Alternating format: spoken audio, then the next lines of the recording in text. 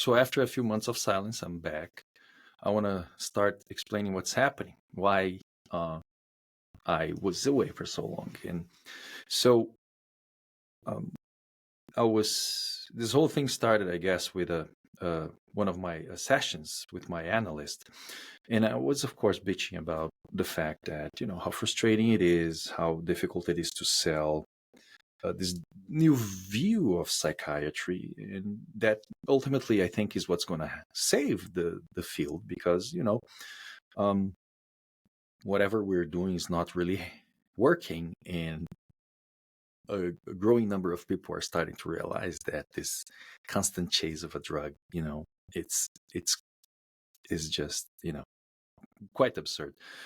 And I was sharing with her that I work in a CCAP right now, a comprehensive community action program, and my leadership is unbelievable. They are so open-minded, and I pretty much have a green light to practice psychiatry the way I believe it needs to be practiced, and it has been amazing, results-wise as well. And but I have some folks that work under me, and I was talking about how difficult it is to share that and kind of spread the model. Don't know how to call it, this more artistic approach to the field. Well, she, very smoothly slapped me in the face, saying, well, you start your own thing.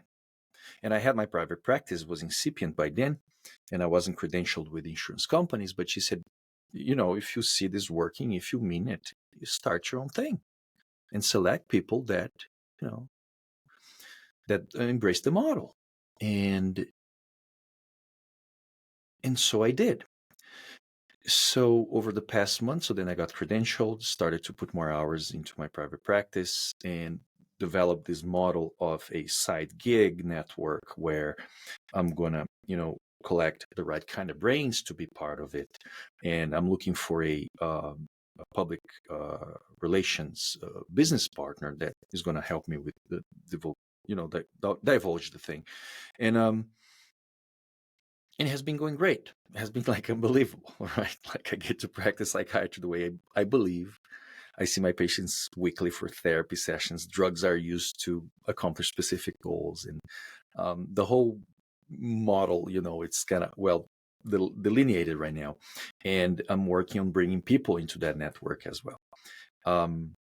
So that took all my energy and, I would say my emotional energy, and not only a matter of time, but also, you gotta, there's an intellectual work associated with it. As a result of that, I couldn't quite keep up with the conversations for the podcast, but I am back. Things are moving slowly on the front of my private practice, the TRUE Psychiatry Network. I'm back here because things are stable enough, and I have 2 upcoming interviews if I manage to continue with my let's call it regularity. I have 2 upcoming interviews. One is going to be with Lisa Cosgrove, and a critical psychiatrist that has been working with her. Lisa Cosgrove published papers on the things like, for example, what percentage of the doctors working for the task force of DSM covering, let's say, ADHD, what percentage of those doctors work for pharma? And the impact that would have, of course, in how our profession is and how it became, right? So it's going to be quite an experience to talk to her. And also, I'm going to talk to a gentleman who developed a meaning of life scale, which leads to our conversation of today.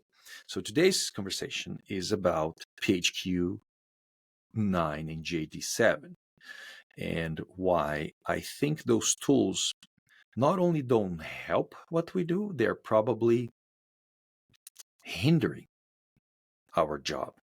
So meanwhile, we have options like quality of life scales or meaning in life scales, and we'll be talking about that in the future, as I said. But it's very difficult to adopt those tools, and I'm going to try to explain why. So at my work, I have a lot of freedom. My leadership, those guys are unbelievable. They believe the model. They have seen it work since I got there. They have got feedback from patients. There's overall a shift where you see, once you start a patient on a medication, what you're doing is you're chronifying that person in the role of a patient. But if you prevent that of happening, or if you use medications sparingly as needed for specific tasks or goals or functions, now patients have a more problem-solving and quality of life approach for the psychotherapy sessions. And as the problems get addressed, they kind of come and go, right? So the discharging and coming back to address a new challenge in their lives is a more dynamic process, as opposed to, say, I have this frozen census of patients here that cannot go anywhere because they depend on me to prescribe these medications, because if they stop the medications, they're going to have nasty withdrawal side effects. And as we know, medications don't solve any problems in life that are ultimately the responsible the problems in life are the responsible, let's say, agents for the way we feel. And we all know, I tried to get rid of them, the GAD7 and PHQ9 at my workplace, but we are federally accredited, don't know what. And as such, these forms and this way of thinking is so ingrained in the metrics of a company that I just could not get rid of it. And adding new scales like quality of life scales, which I do on a more informal way, or meaning life scales, would be just extra paperwork to be filled by patients. And the paperwork that patients have to fill already in those settings is already unbelievably high. And again, as a symptom of a systems problem, not as a problem of a specific site of employment. So I failed to get rid of those things. But what is my problem with PHQ9 and GAD7? I have a few issues with it. So first, we have to start by saying that it's widely accepted in the field of mental health and in medicine in general that our results are not good. We all know that, right? We have like 20% remission with our current methods, of course. We don't have to be there, but that's where we are. So we have 20% remission of depression. We have something like 12%, 18% remission of psychosis. And overall, just a chronification of whatever presents and receives a DSM step, right? Now, of course, one of the reasons for that kind of result is, or the worst part is, no progression in those results over the past 40 years. Someone could claim there was a decline because for 100 years of intellectual production in the field of psychology, observation, and let's say more informal data collection, everybody said, for example, depression is a self-limited presentation reaction to life events. So, which is the equivalent of saying, okay, we had somewhat 100% or something close to 100% remission rate before the era of the medications. Now, the era of the medications comes with 20% remission rate. So either we're not looking at this problem right, or we're causing this problem, or I don't know.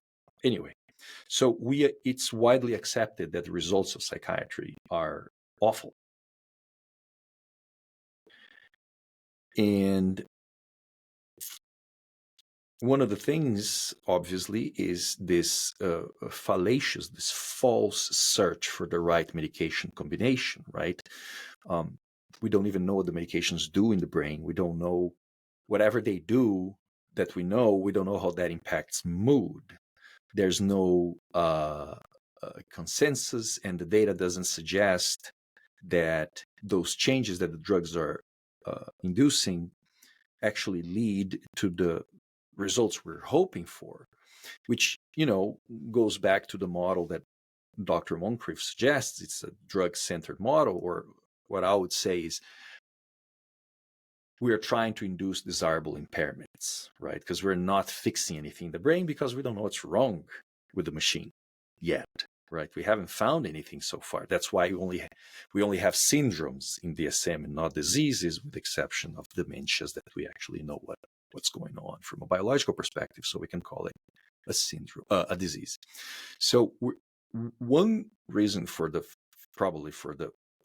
bad results is the fact that we are chasing our tails with a fallacy, right? We're just sustaining a lie that there will be the right medication that will make someone feel good forever. I don't know. What's the thought? We spoke also about how the victimization culture impaired, or possibly is impairing, the results of psychotherapy. And that kind of leads to how DSM, how PHQ9 and GAD7. If you don't know what PHQ9 is, which I doubt you should know, but those are scales that measure symptoms of depression and anxiety. So here's my first problem with it. The first problem I have with PHQ9 and GAD7 is that we are trying to change emotions. We have no direct control over emotional experiences. Okay, emotions are an epiphenomenon. You cannot just feel happy for the sake of it. You cannot. I'm talking about emotions, not feelings. It's a different animal. It's maybe I should. All right. So we have as emotions. How can I go about it?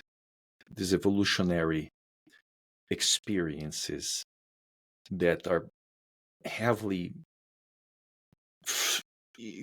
also glandular, right, in our bodies, associated with specific hormones like fear, or sadness, or love, or things like that. But those are emotions, right? The basic emotions. Then you have the feeling of the emotion, meaning you can have an emotion without feeling it, and we call that suppression, right? The emotion, the biological process is still going, but you're not in touch with it. And we can have a feeling in the absence of an emotion. For example, if you feel the celestial peace of a brisk winter morning, there's no emotion of the celestial peace, the heavenly peace, but there's the feeling of that thing. Is that okay? All right. So we don't control emotions. They happen to us as a reaction to the environment. They depend, obviously, and from maybe a philosophical perspective, they depend on our history of the relationship with that environment, and also our biological history, meaning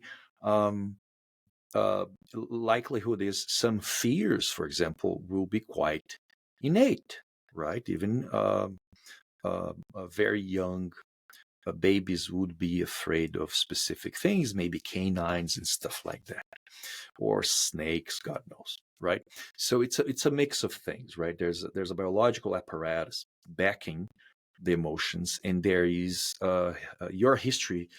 The history of your relationship with the environment also determines what you're going to feel, but you have no control over your feeling. You cannot say, I'm not going to be afraid. I'm going to love this person, and I'm going to hate that person. At times you hate someone you don't even know why. So we don't have control over those emotions. What we can do, though, is indirectly reach emotions by operating in our environment. So, in other words, we can do things, or we can expose ourselves to specific situations that cause those emotions on us. And that's what we do all the time. That's why we work. That's why we fall in love. That's why we expose ourselves to potential partners. That's why we pursue goals. So we can modify reality and have reality then make us feel good.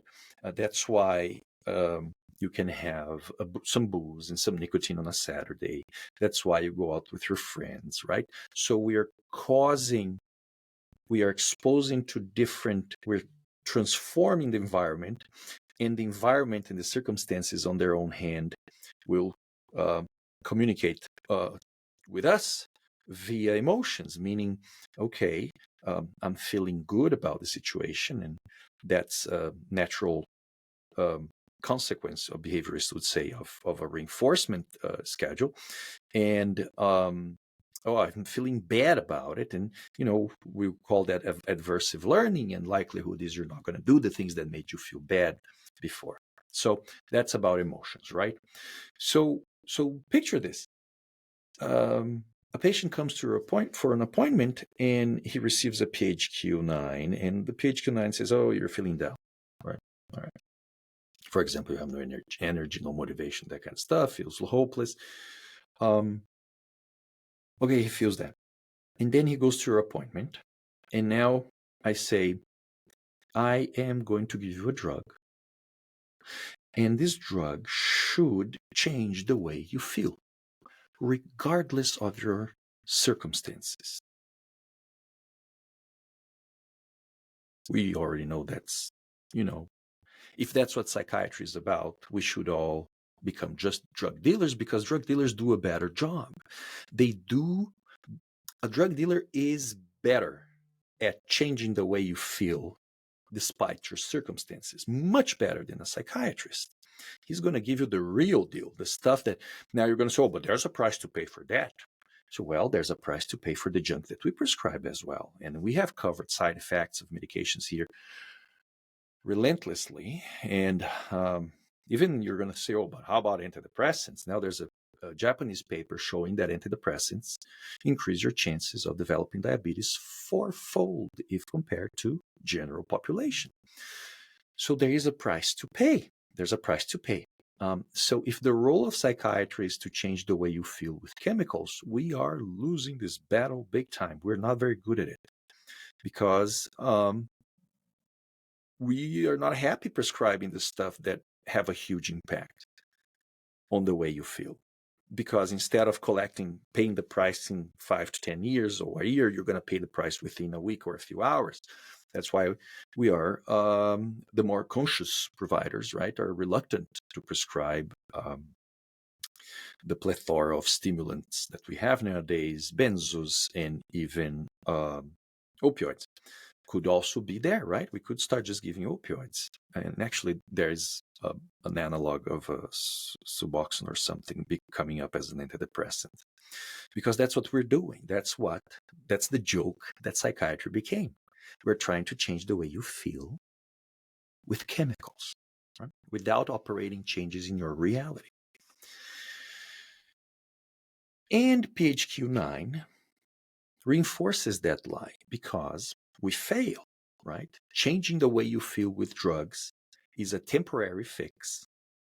And if you continue to drug yourself, then if we're, let's say we're talking about benzodiazepines, we know the consequences. We're talking about alcohol, we know the consequences.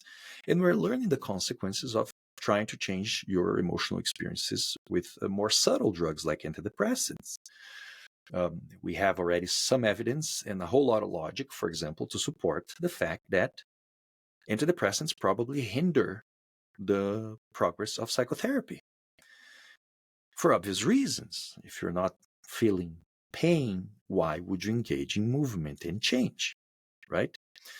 But then, all the implications considered, the constant increase in doses, right?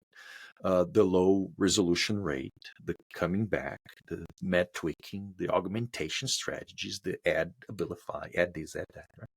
And now, we have diabetes and all those things. Okay. So PHQ9 reinforces that lie, reinforces that we're trying to change the way you feel, as if the way you feel could be, by any means, a therapeutic target, which is not, because it's not sustainable. It's not sustainable.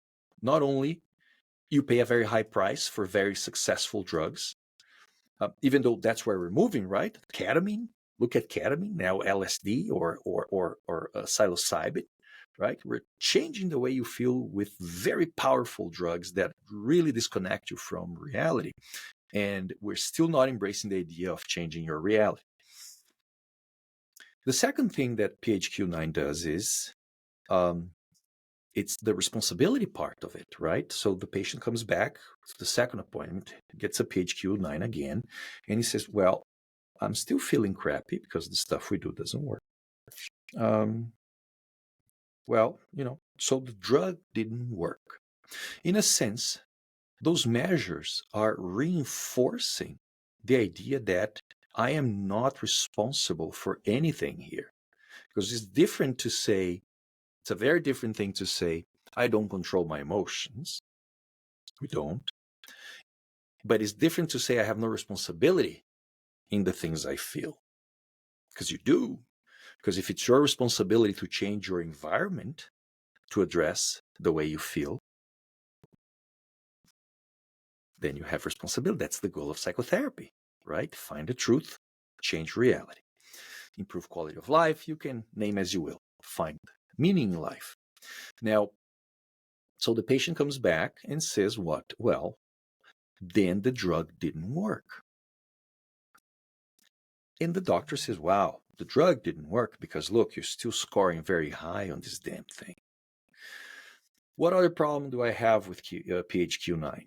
It's a screening tool, I guess.